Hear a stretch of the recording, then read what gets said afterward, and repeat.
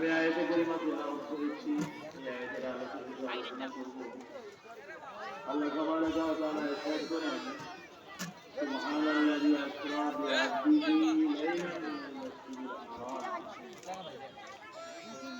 আল্লাহ তাবারাক ওয়া তাআলা তার বান্দাকে ভ্রমণ করিয়েছে রাতের সামান্যতম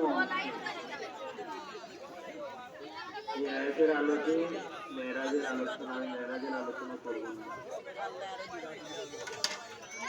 আমাদের নবী মুহাম্মদ রাসূলুল্লাহ সাল্লাল্লাহু আলাইহি ওয়াসাল্লামের মেরাজ হয়েছে, এটা আমাদের জাগ্রত অবস্থায় সশরীরে মেরাজ হয়েছে, এটা আমাদের বিশ্বাস, আমাদের ঈমান। আমরা মেরাজকে বিশ্বাস করি।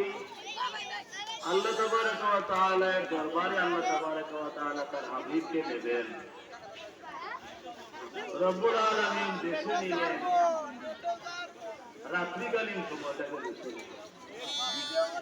রাত যখন নিস্তব্ধ নীরব